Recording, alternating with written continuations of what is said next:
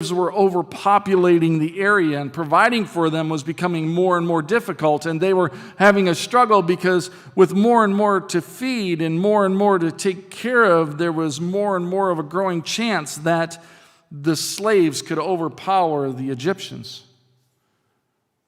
And that began to be something difficult on Pharaoh's heart, because he knew that he was on the verge of losing control of everything he controlled. And so what he did is he told the Hebrew midwives, if the baby is born and it's a boy, kill it. But if it's a girl, we're not afraid of girls. Obviously, they didn't know my mama. She had a blue brush, and that thing worked exceedingly well at keeping all 8 of us in line. And I praised God. I didn't know who he was at the time, but when she broke that blue brush over one of my brothers, I was exceedingly happy. But then she found other things. So obviously he didn't understand the power of a woman. But here she was in a situation that she knew something was going to be difficult. But she was an incredible woman of faith. She came from the priestly family of the Levites. And what's interesting, I was thinking about this. Maybe she could be my brother-in-law's great. I don't know how far you got to go back to get like several thousand greats ago. But she could be my brother-in-law's great, super great grandma. And when I started looking at this, I didn't know her name. I hadn't researched that far. And so I just started calling her Mama, and I thought that was good because, you just call her Mama. But her name was Jochebed, and I like Mama better anyways. But what was interesting is this woman, being a woman of faith, had already had a pretty rough road to walk, and her faith grew from it. She had already probably been married. She had had at least one child. Somewhere in the ages of 13 to 18 years old, probably, because she was serving as a servant girl, a slave to Pharaoh's daughter. But something happened to her first husband. Maybe he died, got squished while building pyramids. I don't know what happened, but something happened, and it says she got remarried. And for some crazy reason, she decided to have another child. She had to trust God through loss and found, and to provide and sustain, just like many of us do. But she was a woman of faith, and she persisted. And the second thing we learn about this woman of faith, Mama loved her baby boy. She carried that child not knowing if it was going to be a boy or a girl. See, that was long before ultrasounds and 3D imaging and everything else. She carried this child not knowing if it would be a boy or a girl, if the midwives were going to, quote unquote, have to kill him or save her. And she birthed him knowing Pharaoh's decree that if it was a boy, it would die. But when she had this beautiful baby boy, she fell in love. I read something in one place, and I saw this little video on it, and it said the reason that babies have this weird effect on people. You notice that? There's nothing cuter to a mom than her baby. And they say that dads bond with their kids in that moment as well, because for some reason that kid can look a lot like the dad to them, and it's kind of like, ooh, and they become bonded in that. And even though the looks change over time, it's that moment in time where you just fall in love and you latch on and you hold on to that kid. But she latched on and she loved that baby boy. She didn't name him Moses. Pharaoh's daughter did, but the incredible thing is God provided for her to take care of that baby boy. But the problem came up is, as we know, little kids become bigger kids, and it said she could hide him no more. And that brings us to a point in her story of where we realize Mama was willing to do whatever it took to protect and provide the best life possible for that little boy. And she knew time wasn't on her side, because when he was discovered, then there was going to be a problem. She kept him quiet for a while, but couldn't keep him quiet the whole time. And at great risk to herself and her family, she hid that baby boy and did all she could for him. But that moment came when she realized that some drastic steps needed to be taken to provide for him a future. And it's then that we realized that Mama was a risk taker, and she was willing to risk it all for that child. And it's such an elaborate and fantastic plan. It kind of makes you wonder, did they go down and did they practice? I mean, practice makes perfect, and it makes things work out. So did they practice, and did they take a trial run with the basket, and did they put something in there? They're like, he weighs about 15 pounds. Here's something 15 pounds in there. Grandpa's bowling ball. We're going to put that in there, and we're going to set it there, and hopefully we're going to check out the currents and see what happens. And just maybe, we can make this work. And here she was, willing to risk her child because there were a lot of dangers involved. That little rescue boat could have capsized. The river currents are as predictable as Peter was, and they change and they get twisted by the wind, and different things could throw you off course. And the Nile has something else in it. It's about this big. Crocodiles. Think about that. In the reeds where crocodiles hid, they were going to place this baby boy. You know, there's a crocodile in the Nile River. He hasn't been seen in a while.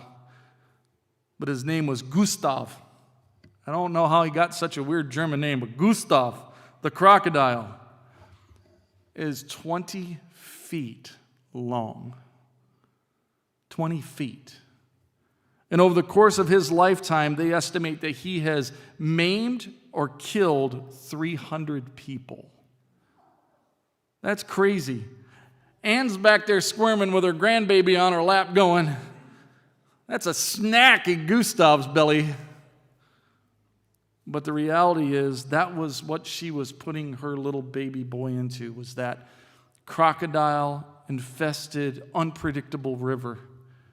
Sounds like sending your kid off to college, doesn't it? But Mama was still willing to risk it all because she knew she had to do something drastic to protect that baby at all costs because he was special. And Mama was a woman who trusted God with everything that was important to her entire life. She always had and always would. Whether it be her life, her provision, her family, her daughter, who was Pharaoh's daughter's handmaid, and now her baby boy. Everything she held near and dear was in God's hand. She had seen him provide in times of loss when she lost her husband, and she had seen how she could find the courage to remarry. Her daughter had just happened to become the servant girl of the only woman who could influence Pharaoh enough to change his mind. She had carried a baby not knowing if it would be able to live or not. And she fell in love with her little bundle of joy when she saw what a fine child he was. She planned meticulously and trusted ultimately in the God who will provide. But it still took an incredible leap of faith and trust in God to take care of everything and place him in the river and walk away. And God did. God allowed everything just to fall in place and happen just like they had hoped, and they saw some amazing things. I love that the sister said, hey, you want me to go find some pregnant Hebrew chick that's going to be able to nurse your baby? And she already knew who she was going to go home to and say, Mama, guess what? Here he is. It worked. How incredible is that? Isn't it amazing to think that we worry about what's right in front of us and God's got a plan to take care of everything in front of us? Not just right here, but the things we can't even see. we have to be faithful and trust him, just like Mama did. We have to draw courage and strength from the source that Mama did. Because he's the only place where we can. So where do you draw your strength? Do you draw it from your own abilities? Do you gather strength to live day to day because of the people that are around you? Family and friends who help prop you up and stand you up and keep you going?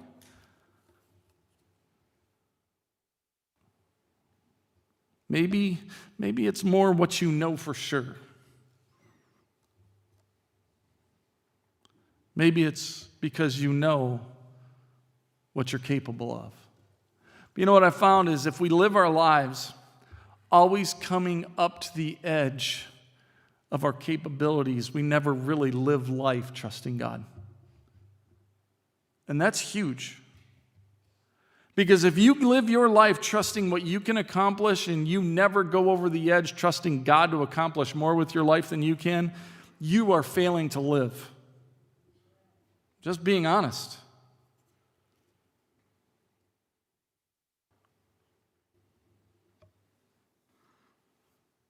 Because you don't have to trust in the one who directs the sun and the moon and the stars, the wind and the rain and the waves. You know, it's kind of funny. I was coming into the church this morning and I'm driving and I saw this weird stuff in the fields. It was crazy. There were these little itty-bitty green lines going through the field. I was like, corn's coming up. I guess Chris Fink did all right this year so far. He's got his field, that field's okay. This one over here is not looking so good, but this one's doing all right. He must know what he's doing. But you know what's interesting is we can spend so much of our time trusting in what we can accomplish that we can never accomplish greater things. He's got a big old tractor and a big old planter and big old toys to play in fields. He's no longer out there like probably his great-great-great-great-granddaddy with a horse and a little plow that he's pushing down through the field. Where'd he learn that? Someone had to teach him. Someone had to take the risk and buy the 2-bottom, the 4-bottom, the 6-bottom, and the, I don't know, now they're up to like 62 bottoms, but whatever they are, sometimes you have to risk to do great things. And you sometimes have to risk it all. So I want you to think for a moment, what would be the top 5 biggest risks that you've taken in your lifetime?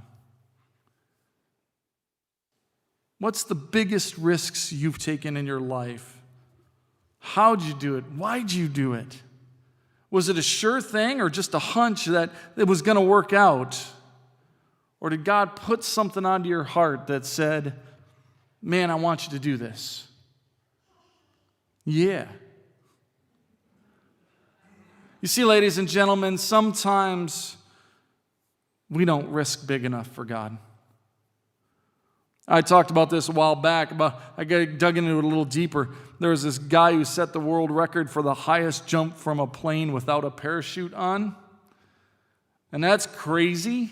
I don't know if you know that or not, but that's crazy because he jumped out of a plane with no parachute at 25,000 feet. That's a long ways up. He fell for over 2 minutes. And he landed perfectly into a 100 by 100 net suspended between 4 cranes. So imagine that. About the width of the sanctuary, and then expand it that way. That's 100 by 100. That's pretty big, right? That's a pretty good sized net. Except when you're at 25,000 feet and you're looking down at that and it's a postage stamp and you need GPS to guide you to the spot. I'm trying to figure out how that would work. Go 1,500 feet and turn left. How do you? It showed the perspective from the plane door. He was here and he looked out and there were fields after fields after fields after fields.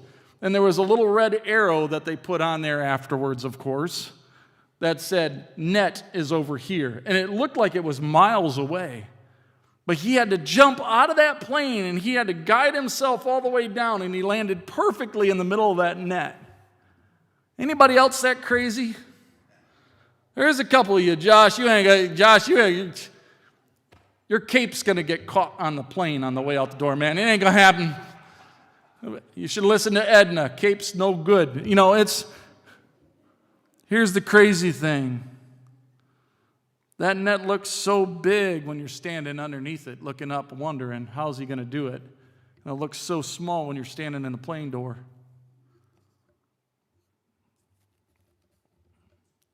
How could he be so confident, and how could he do it? Well, I read, and it said he had 1,800 other times he jumped out the plane with a parachute on. You know what? Before you do something huge for God, He's going to ask you to do the simple things over and over and over again until you get exceedingly proficient at what you do, so you can do it second nature. You don't even have to think. You just trust and go and do. And in this day and age, He needs people who are going to be willing to risk and jump out the door of the plane whenever He says. And if He throws a parachute out after us, great. If He doesn't, He says, just find a landing zone. I'll be waiting for you there. Are you going to be willing to risk it all? You see, sometimes if we don't risk anything, nothing happens. We don't get hurt. Nothing ventured, nothing lost, right? No. The saying's nothing ventured, nothing gained. Nothing risked, nothing gained. But we could fail. You're right. And what happens when you fail? You learn how to adjust your course so you don't fail again. But if you keep failing over and over in the same spot, you're not learning what you need to do. You need to learn something important so you can not fail, but be successful, especially when God's calling you to do something. Failure is not fatal. It is one of the best teachers in life because it's exceedingly persistent. And you know what's amazing is sometimes you get a surprise outcome along the way by simply doing what God desires of you. No, I'm going to tell you that there are things that God says and pushes and shoves that sometimes we do and we're successful at, and sometimes we hear it and we acknowledge it, but we don't do it, and sometimes we win and sometimes we lose. But guess what? We're still standing. You know, it was interesting. I still remember. How many of you guys remember Kmart? Anybody? Kmart was the home of the Blue Light Special and layaway programs. Remember? That was the first credit card getting us ready. Oh man. I remember standing at the counter at 13 years old convincing my dad of something. Dad, I want you to know that there will come a day when computers will control absolutely everything. You need to buy me this Commodore 64 so I can be prepared for the future. And I convinced him to buy me that stupid Commodore 64, but I was so dumb I couldn't even figure out how to make that thing work. And I still need help to use my computer in there. 40 years ago, I stood there and told him about today. But did I invest in any computer companies or anything? Was I smart enough to buy Apple at $1? I've bought an Apple at $1.06, but not the Apple at $1.06. I didn't invest $1,000 and become a multimillionaire with Bill Gates. I knew computers would rule the roost. Matter of fact, it destroyed his job because he was a tool and die maker and he did everything. old school with blueprints and rulers, and he laid it all out and hand machined everything. He goes, son, they will never replace me. Machines controlled by computers replaced him. In 2004, I was working in the RV industry, and I was making some pretty good money. It was great. It was making like $45 an hour and having a good old time. And I'm working, and I looked at the people around me. I said, I want you to know that in 3 to 5 years, this was 2004, there will come an economic downturn that's going to rival 1929. It'll be like the Great Depression all over again. You're crazy, they said. Maybe. Does anybody remember 2008 very well? You know what? I knew it was coming, but I didn't pay off my house. I didn't sock money away, and I was scrambling like the rest of y'all. I remember going with a friend, and we went and we looked at some guitars, he and I. I didn't know what I was looking at, and I went in, and there were 2 guitars a friend of mine had for sale, and